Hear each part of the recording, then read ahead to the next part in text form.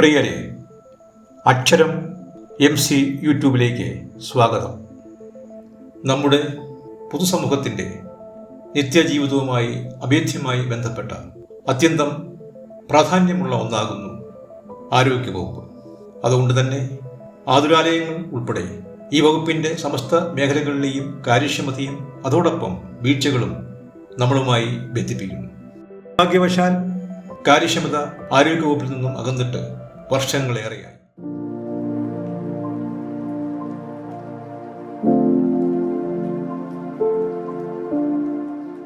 In her 60s, Rita Johnson is bedridden and immobile, needing specialized treatment. But the government Taluk hospital where she is admitted doesn't even have one surgeon to treat her. So she has to be taken 25 kilometers away to a medical college. And the labor room next to her ward is shut because there are no doctors. Just 20 kilometers away from Thiruvananthapuram city, we have reached this Naimam Taluk hospital, which though a Taluk hospital on records, on papers, defies all such standards, is heavily understaffed with overworked doctors. This is the only 24-hour government hospital within 10 kilometers of rural Thiruvananthapuram's Naimam. According to hospital standards rule, a Taluk hospital has to have at least 28 doctors with surgeons and at least 4 casualty medical officers. But this hospital has no surgeon, no casualty medical officer and only one specialist doctor, a pediatrician. So these 300 patients have a harrowing wait with only one doctor to attend them from the afternoon. അനുദിനം വിഷമസന്ധികളിലൂടെ സങ്കീർണതകളിലൂടെ കടന്നുപോകുന്ന നാം എന്തെല്ലാം കേൾക്കുന്നു, കാണുന്നു, അനുഭവിച്ചറിയുന്നു. നിരുത്തരവാദിത്വത്തിൻ്റെ, ധാർഷ്ട്യത്തിൻ്റെ, കൃത്യവിലോപത്തിൻ്റെ, അധാർമികതയുടെ ആവർത്തനങ്ങളാകുമ്പോഴും മന്ത്രിയും ഡയറക്ടറും റിപ്പോർട്ടുകൾ വരുത്തിയും പഠിച്ചും മഹാദൗത്യം തുടരുന്നു. പഠിച്ചിട്ടും പൂർത്തിയാകാത്ത മഹാപഠനം. ഈ സാഹചര്യത്തിൽ പ്രിയപ്പെട്ടവരെ, പൊതുസമൂഹത്തെ സാക്ഷിയാക്കി ജനാധിപത്യ ഭരണ സമ്പ്രദായത്തിൻ്റെയും മൗലിക അവകാശത്തിൻ്റെയും അടിസ്ഥാനത്തിൽ അടിയന്തരവും അനിവാര്യവുമായ ചില കാര്യങ്ങൾ മന്ത്രിയുടെ ഡയറക്ടറുടെ ശ്രദ്ധയിലേക്ക് കൊണ്ടുവരട്ടെ. കേരളത്തിലെ സർക്കാർ ആശുപത്രികളിൽ വിതരണം ചെയ്യുന്നതിൽ 10% മരുന്നുകളും ഗുണനിലവാരമില്ലാത്തവയെന്ന് കണ്ടെത്തൽ. കേന്ദ്ര ആരോഗ്യ മന്ത്രാലയത്തിന്റെ സർവേയിലാണ് നിർണായകമായ വിവരം. സ്വകാര്യ മേഖലയിൽ വിതരണം ചെയ്യുന്ന 1.9% മരുന്നുകളും ഗുണനിലവാരമില്ലെന്നും കണ്ടെത്തി. കേന്ദ്ര ആരോഗ്യ മന്ത്രാലയത്തിനു വേണ്ടി നോയിഡ ആസ്ഥാനമായ നാഷണൽ ഇൻസ്റ്റിറ്റ്യൂട്ട് ഓഫ് ബയോളജിക്കൽസ് ആണ് സംസ്ഥാനങ്ങളിൽ സർവേ നടത്തിയത്. പരിശോധനയ്ക്കായി കേരളത്തിലെ സർക്കാർ ആശുപത്രികളിൽ നിന്നും ശേഖരിച്ചത് 946 സാമ്പിളുകൾ. ഇതിൽ 94 എണ്ണം ഗുണനിലവാരമില്ലാത്തവയാണെന്ന് കണ്ടെത്തി. ശരാശരി 9.9%. ദേശീയ ശരാശരി 10% ഉള്ളപ്പോഴാണ് ആരോഗ്യമേഖലയിൽ മുൻപന്തിയിൽ നിൽക്കുന്ന കേരളം തൊട്ടടുത്തുള്ളത്. ഒരു വർഷം 300 കോടിയുടെ മരുന്നാണ് സർക്കാർ ആശുപത്രികൾ വഴി സംസ്ഥാനത്ത് സൗജന്യമായി വിതരണം ചെയ്യുന്നത്. സ്വകാര്യ മേഖലയിൽ നിന്ന് പരിശോധിച്ച 1523 സാമ്പിളുകളിൽ 30 എണ്ണം ഗുണനിലവാരമില്ലാത്തതാണെന്നും തെളിഞ്ഞു. 2,60,000 ബാച്ച് മരുന്നുകൾ വിറ്റഴിക്കപ്പെടുന്ന സംസ്ഥാനത്ത് 2,469 സാമ്പിളുകൾ മാത്രമാണ് സ്വകാര്യ സർക്കാർ മേഖലകളിൽ നിന്നായി പരിശോധിച്ചത്. സർക്കാർ ആശുപത്രികളിലേക്കുള്ള മരുന്നുകൾ വാങ്ങുന്നതും വിതരണം ചെയ്യുന്നതും കേരള മെഡിക്കൽ സർവീസസ് കോർപ്പറേഷനാണ്. എന്നാൽ ടെൻഡർ നടപടികളിൽ വിലക്കുറവ് മാത്രം മാനദണ്ഡമാക്കുമ്പോൾ ദോഷഫലം അനുഭവിക്കുന്നത് സർക്കാർ ആശുപത്രികളിൽ ചികിത്സ തേടുന്ന പാവപ്പെട്ട രോഗികളും. ബഹുമാനപ്പെട്ട ആരോഗ്യവകുപ്പ് മന്ത്രി, അങ്ങയുടെ വകുപ്പിലെ അധാർമികതയുടെ പരമ്പരയിൽ ഒടുവിൽ കിട്ടിയ വാർത്തകളിലൊന്ന് കോഴിക്കോട് ബീച്ച് ആശുപത്രിയിൽ ചികിത്സയ്ക്കെത്തിയ ഒരു പെൺകുട്ടി പീഡനത്തിനിരയായി അല്ലെങ്കിൽ പീഡനശ്രമം നേരിടേണ്ടി വന്നു എന്നതാണ്.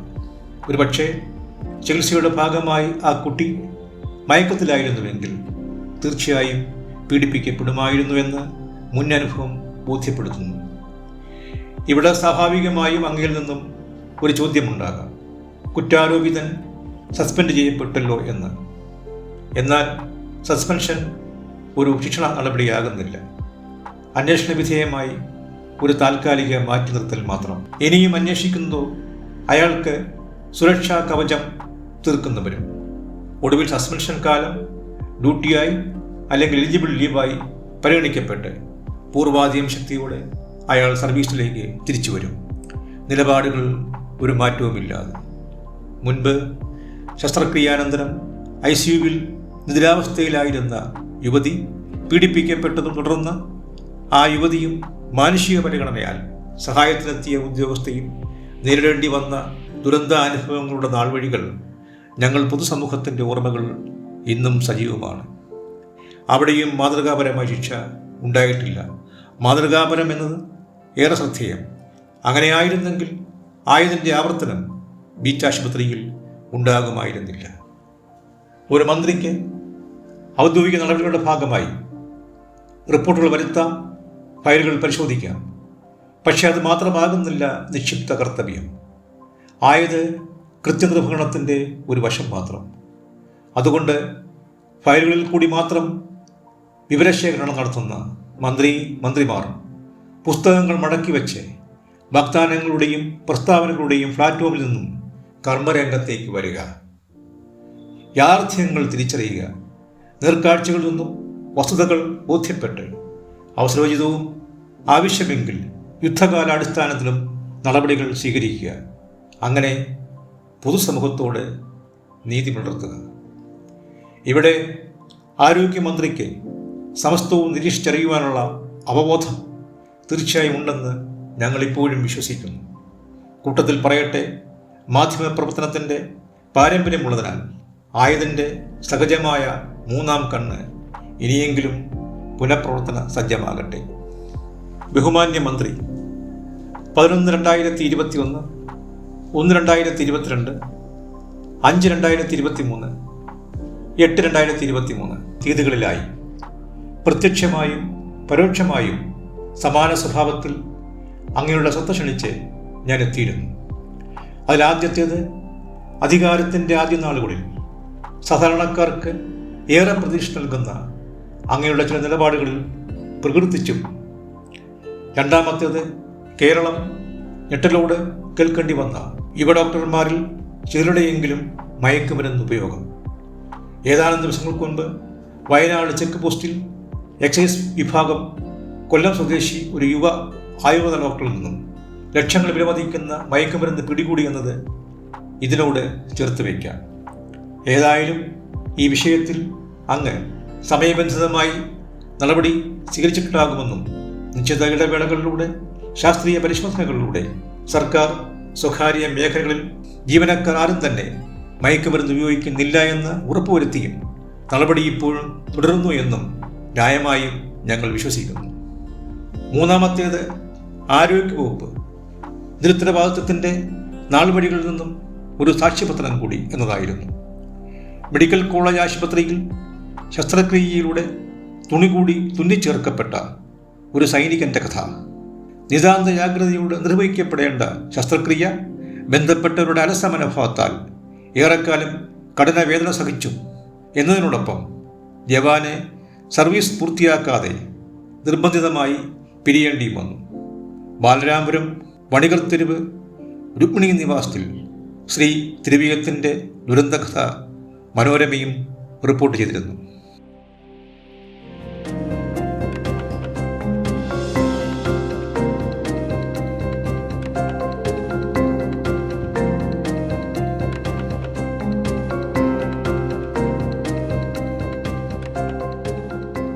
അവിടെ എത്തിയിട്ടും തീരെ വയ്യ, ഭയങ്കര പ്രശ്നവും ഓവർ ബ്ലീഡിങ് ആയിട്ടും ശരീരം ക്ഷീണിച്ചിട്ട് നേരെ നിൽക്കാനും നടക്കാനും കാര്യങ്ങൾ ചെയ്യാനും കഴിയാത്തൊരവസ്ഥ.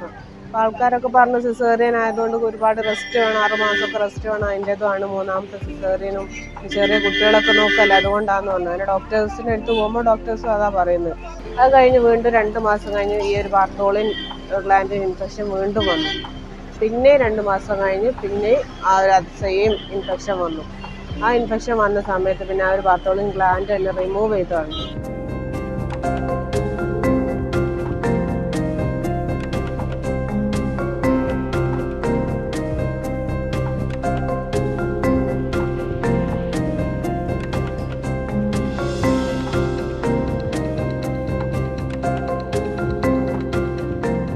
സഹിക്കാൻ കഴിയാത്ത വേദന, ഈ വേദന തൊട്ടാൽ പോലും തുള്ളിപ്പോകുന്ന ആ ഒരു അവസ്ഥയിലുള്ള വേദനയപ്പോൾ ഡോക്ടർ പറഞ്ഞു എന്തായാലും CT സ്കാൻ ചെയ്യണമെന്നു. അങ്ങനെ CT സ്കാൻ ചെയ്തു. അപ്പോഴാണ് വയറിലെന്തോ ഒരു മെറ്റലുണ്ട് എന്ന് അറിയുന്നത്. ഇനിയും 4ാമത്തേത് ആരോഗ്യവകുപ്പിൻ്റെ ഹൃദ്യം പദ്ധതിയിലേക്കുള്ള ഏതാനും സ്വകാര്യ ആശുപത്രികളുടെ ആധിപത്യവും ആയതിൻ്റെ കാണാപ്പുറങ്ങളിലെ അറിയാക്കഥകളും അനാവരണം ചെയ്യുന്നു എന്ന് ഉദ്ഘോഷിച്ച് തുടക്കമിട്ട പരമ്പരയുടെ തുടർ സംപ്രേഷണത്തിൽ നിന്നും റിപ്പോർട്ടർ ചാനൽ എന്തുകൊണ്ടോ പിന്തിരിഞ്ഞു. ആയത് പൊതുസമൂഹത്തോട് വ്യക്തമാക്കണമെന്ന് ആവശ്യപ്പെട്ട് റിപ്പോർട്ടർ ചാനലിന് സമൂഹ മാധ്യമങ്ങളിലൂടെ ഒരു കുറിപ്പ് സമർപ്പിച്ചിരുന്നു. പ്രതിവാദ കുറിപ്പ് അങ്ങയുടെ ശ്രദ്ധയിലേക്കും കൊണ്ടുവരികയുണ്ടായി. തികച്ചും സാധാരണക്കാരുടെ ആലംബ കേന്ദ്രങ്ങളാകുന്നു സർക്കാർ ആശുപത്രികൾ. എന്നാൽ സർക്കാർ ആശുപത്രികളുടെ വീഴ്ചകൾ, അനാസ്ഥ, അലസമനോഭാവം അനുദിനം റിപ്പോർട്ട് ചെയ്യപ്പെടുന്നു. സംസ്ഥാനത്തെ എല്ലാ സർക്കാർ ആശുപത്രികളിലേക്കും സൗജന്യ ജനറിക് മരുന്നുകൾ എത്തിക്കുക. ഇതിനായി മെഡിക്കൽ സർവീസസ് കോർപ്പറേഷന് ഇത്തവണ ബജറ്റിൽ അനുവദിച്ചത് 360 കോടി രൂപ. ഇതുവരെ കോർപ്പറേഷന് കിട്ടിയത് 200 കോടി രൂപയിൽ താഴെ മാത്രം. ടെൻഡർ നടപടികൾ പൂർത്തിയായതിനാൽ കരാർ അനുസരിച്ച് നൽകേണ്ട മരുന്നുകൾ കമ്പനികൾ എത്തിച്ചു തുടങ്ങിയിരുന്നു. എന്നാൽ കഴിഞ്ഞ വർഷം വിതരണം ചെയ്ത മരുന്നുകളുടെ പണം പോലും നൽകാനാകാത്ത അവസ്ഥയിൽ കോർപ്പറേഷൻ എത്തിയതോടെ മരുന്ന് വിതരണം നിർത്താൻ കമ്പനികൾ തീരുമാനിക്കുകയായിരുന്നു. Now they have released a 25% order.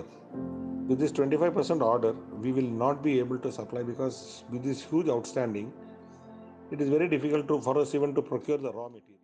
Report ചെയ്യപ്പെടുന്ന വാർത്തകളുടെ അടിസ്ഥാനം, ശരിതെറ്റുകൾ ആധികാരികമായി ഉറപ്പിക്കാൻ അക്ഷരം MC കഴിയില്ല. എന്നാൽ വാർത്തകൾ ഉണ്ടാകുന്നു എന്ന വസ്തുത, സത്യം ബന്ധപ്പെട്ടവരുടെ ശ്രദ്ധയിലേക്ക് കൊണ്ടുവരുന്നതോടൊപ്പം അക്ഷരം MCയും ചേർന്ന് നിൽക്കുന്നു. ആയതിൻ്റെ ഉദ്ദേശശുദ്ധി ബഹുമാനപ്പെട്ട മന്ത്രി, ഡയറക്ടർ ഉൾക്കൊള്ളുമെന്ന് തീർച്ചയായും കരുതുന്നു. സുസംഘടിതമായ ഒരു പരിശോധനാ വിഭാഗം സ്വാർത്ഥ താല്പര്യങ്ങൾക്ക് അതീതമായി നിഷ്പക്ഷതയോടെ, ധാർമ്മികതയോടെ പ്രവർത്തിക്കുന്ന പരിശോധനാ വിഭാഗം ആരോഗ്യവകുപ്പിന് അനിവാര്യമാകുന്നു. ഏതായാലും മാധ്യമ വാർത്തകൾ വിശ്വാസത്തിലെടുക്കാൻ ഒരു പരിധിവരെ പൊതുസമൂഹം നിർബന്ധിതമാകുന്നു. എന്തുകൊണ്ടെന്നാൽ മാധ്യമ ഇടപെടലുകൾ പൊതുസമൂഹത്തിന്, പ്രത്യേകിച്ച് സാധാരണക്കാർക്ക് ആശ്വാസവും സാന്ത്വനവും പ്രതീക്ഷയുമാകുന്നു എന്നതുകൊണ്ട്. ഈ വിചാരത്തിൽ നിന്നും ചില ചോദ്യങ്ങളിലേക്ക് അല്ലെങ്കിൽ സംശയങ്ങളിലേക്ക് എത്തിച്ചേരുന്നു. അടുത്ത കാലത്തായി ചികിത്സാ പിഴവുകൾ ഒട്ടനവധി ഉണ്ടാകുന്നു. ചികിത്സാ പിഴവുകൾ എന്ന ആരോപണം ശരിയല്ല എന്ന് തറപ്പിച്ച് പറയണമെങ്കിൽ അങ്ങനെയാകാൻ പാടില്ല എന്ന പൊതുബോധത്തിന് പ്രസക്തിയേറുന്നു. കാരണം ആരോഗ്യ പ്രവർത്തകർ നമ്മുടെ പ്രത്യക്ഷ രക്ഷകരാകുന്നു. എന്നിട്ടും ചികിത്സാ പിഴവുകൾ ഉണ്ടാകുന്നുവെങ്കിൽ ആയത് ഗൗരവമായി പരിശോധിക്കപ്പെടേണ്ടതല്ലേ? News that is coming in a case of gross medical negligence. A family of a boy who was under treatment at a general hospital for a broken bone has accused the duty doctor of medical negligence after his arm was amputated below the elbow. The incident took place in Kerala. Now the boy fell and broke his arm while playing football on October 30. Now according to his relatives, the doctors took a call to perform surgery a week after he was admitted. However, the hospital authorities have denied the allegations made by the relatives of the victim. Now hospital authorities said that the boy's arm had to be amputated because he developed a condition known as compartment syndrome on the third day of his fracture. Now an investigation is underway by the health department. Moving on, the Government Medical College Hospital in Kozhikode has once again been accused of major medical negligence. This time, the doctor operated on the tongue of a 4-year-old without the parents' consent instead of surgically removing the 6th finger of the child. The child was admitted to the hospital for the removal of an additional finger on her hand. The child's parents have filed a case of medical negligence claiming the consent was not sought for the operation on the tongue. The doctor later apologized, but the opposition parties have criticized the state government. Listen. ചികിത്സാ പിഴവുകളാൽ രോഗികൾ നിത്യ അംഗവൈകല്യങ്ങളിലേക്കോ മരണത്തിലേക്കോ നയിക്കപ്പെടാം എന്നതിനാൽ ബഹുമാനപ്പെട്ട ആരോഗ്യമന്ത്രി, സർക്കാർ ആശുപത്രികളെ സമീപിക്കേണ്ടി വരുന്ന സാധാരണക്കാരുടെ വിഷമസന്ധികൾ, ആത്മസംഘർഷങ്ങൾ, മാനസിക വ്യഥകൾ ഉൾക്കൊണ്ട് അത്യന്തം പ്രയാസത്തോടെ ചില കാര്യങ്ങൾ കൂടി പറഞ്ഞ് എൻ്റെ ദൗത്യം ഇവിടെ അവസാനിപ്പിക്കട്ടെ. ആരോഗ്യ പരിപാലനത്തിൻ്റെ മാതൃകകളാകേണ്ട ആശുപത്രികൾ മഹാവ്യാധികൾക്ക് കാരണമാകുന്നു. മാലിന്യ കൂമ്പാരങ്ങളുടെ ആസ്ഥാനങ്ങളായി മാറുന്നു. മാലിന്യങ്ങൾ താണ്ടി ആശുപത്രികളിലെത്തുമ്പോൾ മിക്കയിടങ്ങളിലും പഞ്ഞി, തുണി, കത്രിക തുടങ്ങി ആവശ്യം വേണ്ട യാതൊന്നും ഇല്ല എന്ന് നമ്മെ ബോധ്യപ്പെടുത്തുന്നു. ഇത് ബന്ധപ്പെട്ടവരുടെ പരാജയമെന്ന് പൊതുസമൂഹം വിളിച്ചു പറഞ്ഞാൽ എങ്ങനെ രാഷ്ട്രീയ പ്രേരിതമെന്ന് നിരീക്ഷിക്കാൻ കഴിയുന്നു. ആരോഗ്യ കേരളം, സുന്ദര കേരളം തുടങ്ങി ആകർഷകങ്ങളായ വാചകങ്ങൾ മാധ്യമങ്ങളിലും പൊതുവീഥികളിലും പലപ്പോഴും കാണാറുണ്ട്. ആയതിന് മുടക്കുന്ന തുകയുടെ നിശ്ചിത ശതമാനം ആശുപത്രികളുടെ അടിസ്ഥാന സൗകര്യങ്ങൾക്ക് ചെലവാക്കാൻ എന്തേ തയ്യാറാകുന്നില്ല? ഫാൻ പൊട്ടി വീണും, പാമ്പ് കടിയേറ്റും, ലിഫ്റ്റിൽ കുടുങ്ങിയും, മരുന്ന് മാറിയും കുത്തിവെപ്പെടുത്തും, ആള് മാറിയും അവയവം മാറിയും ശസ്ത്രക്രിയയ്ക്ക് വിധേയരായും, ശസ്ത്രക്രിയയോടനുബന്ധിച്ച് ഉപകരണങ്ങൾ ശരീരത്തിലകപ്പെട്ടും, കാലാവധി കഴിഞ്ഞ മരുന്നുകൾ ഉപയോഗിച്ചും, സ്ത്രീകൾ ഇനിയും പീഡിപ്പിക്കപ്പെട്ടും മഹാദുരന്തങ്ങളിലേക്ക് എത്തപ്പെടാം എന്നുള്ള രോഗികളുടെ ബന്ധുക്കളുടെ ഉത്കണ്ഠയ്ക്ക്, ഭയത്തിന് ശാശ്വത പരിഹാരം ഇനിയെങ്കിലും ഉണ്ടാകുമെന്ന് ഞങ്ങൾ കരുതട്ടെ.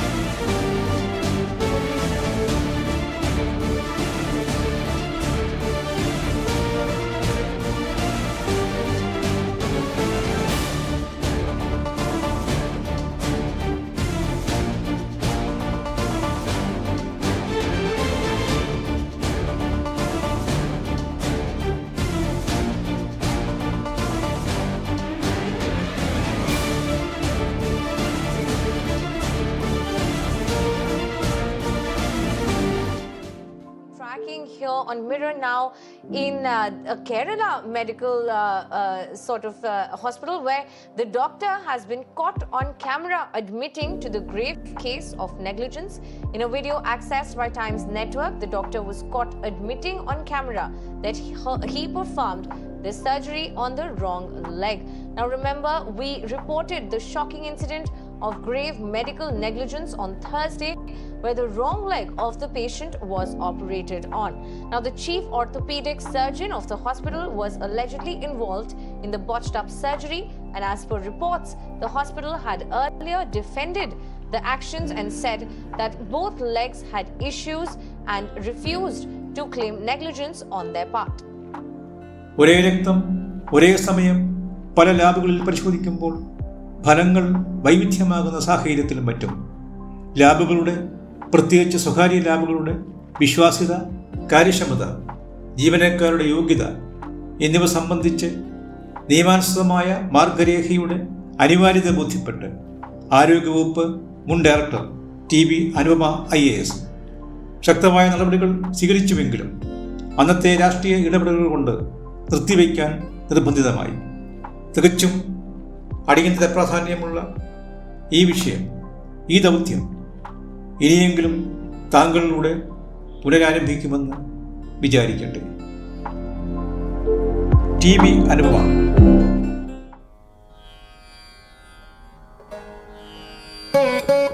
കേരളം കണ്ട സാമൂഹ്യ പ്രതിബദ്ധതയുള്ള, കർമ്മദാർഢ്യമുള്ള, നിർണായക സാഹചര്യങ്ങളിൽ ധീരോദാത്തമായ നിലപാടുകൾ സ്വീകരിച്ച അതിശക്തരായ IAS IPS ഉദ്യോഗസ്ഥരിൽ എക്കാലവും സ്മരിക്കപ്പെടുന്ന ധീര വനിത. ഭക്ഷ്യവസ്തുക്കളിലെ മായം, പച്ചക്കറികളിലെ കീടനാശിനിയുടെ അമിത സാന്നിധ്യം എന്നിവയ്ക്കെതിരെ വിട്ടുവീഴ്ചയില്ലാത്ത നടപടികൾ സ്വീകരിച്ചു.